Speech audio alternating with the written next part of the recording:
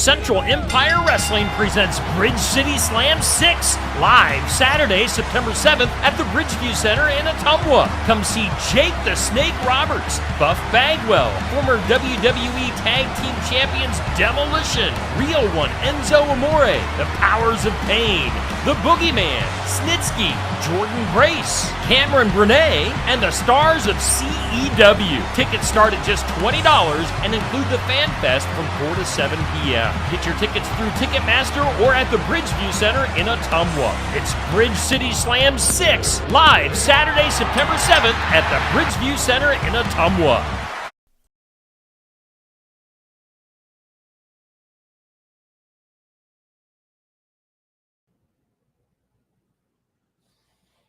Welcome back to Morgan You Asked For podcast.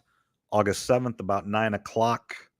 We're back together. Last week, I was off and about doing things, and Carol with some buddies playing golf, as Trevor put it in his go out and living life before back to work this coming week. Yeah, were you up there with Tassel, getting a couple rounds in before it's back to school time? Yeah, it was Zach, Muggsy, and one of Tassel's friends, and then Tassel. So yeah, it was a good day. A lot of golf. We kind of just do a one-day thing now. We played all day, so we played a lot of golf. But no, it's always fun. Fun going up there and just getting away for a day. So.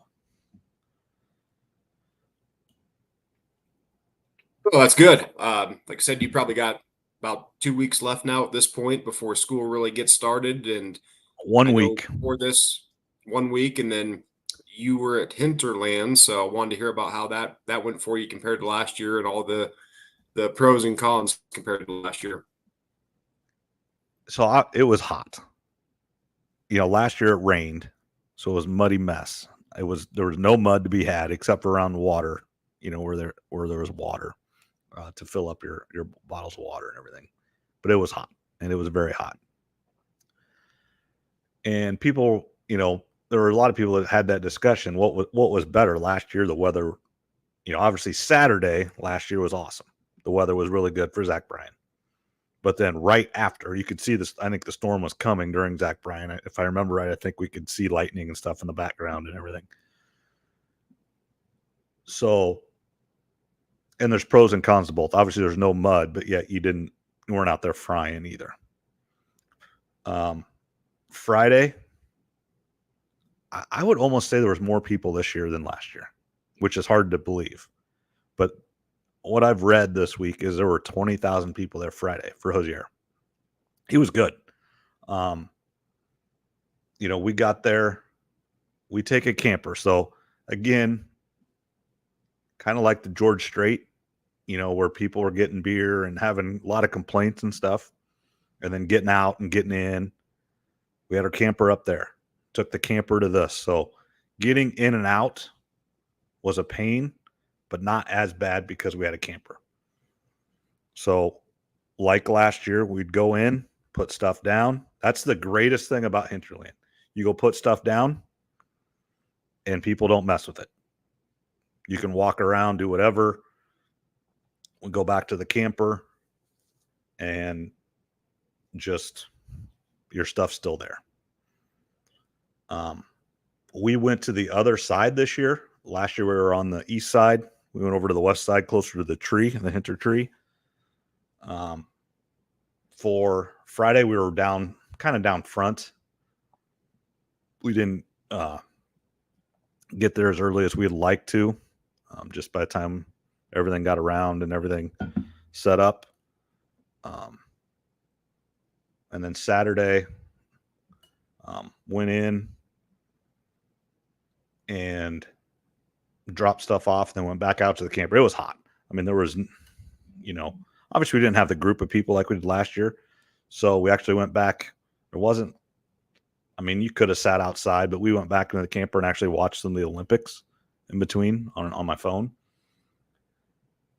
And then went back Saturday. But Sunday was the big day.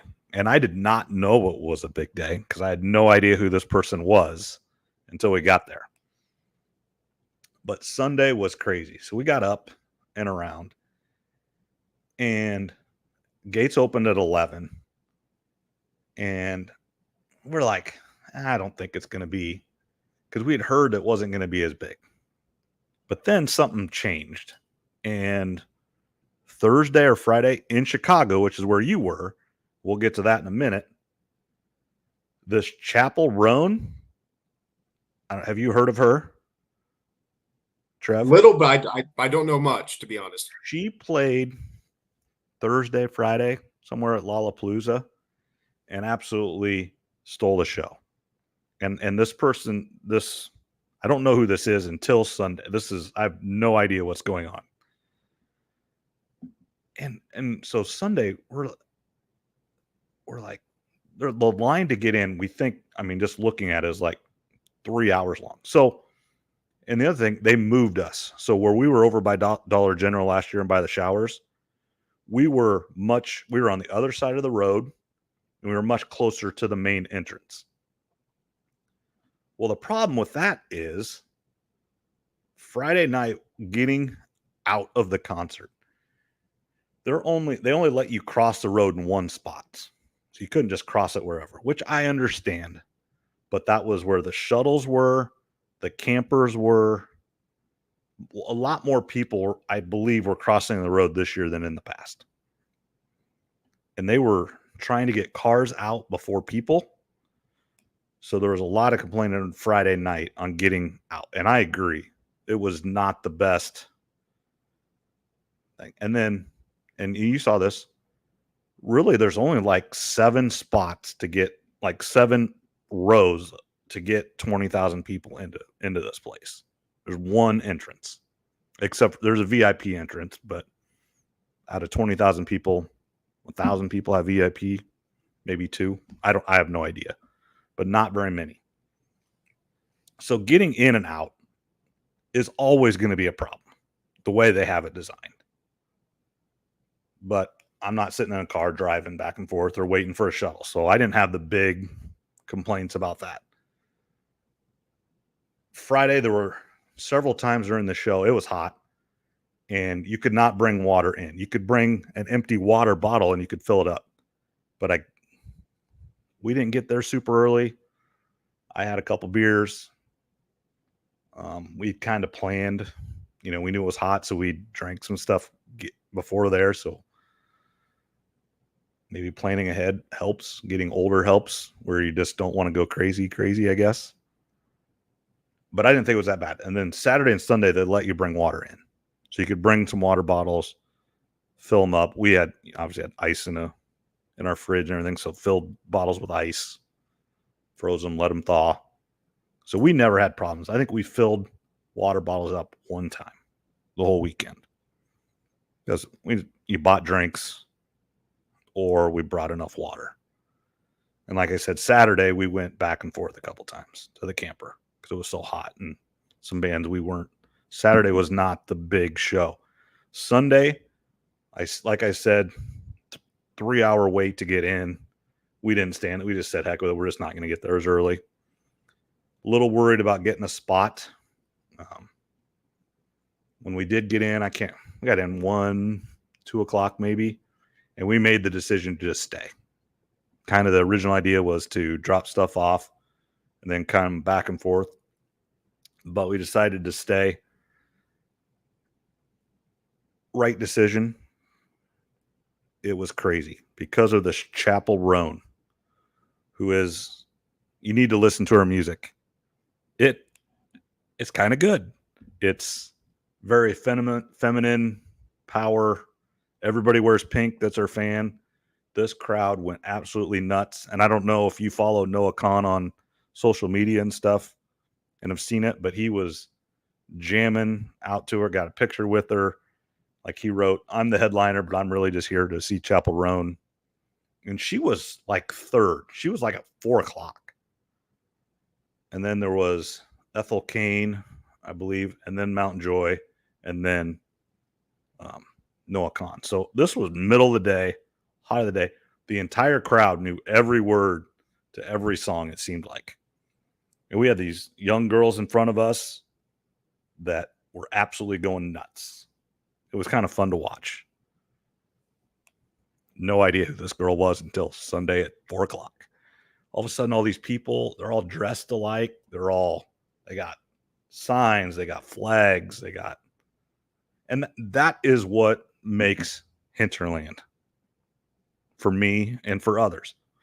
I had no idea who this person was. She's pretty good. Mountain Joy, very good.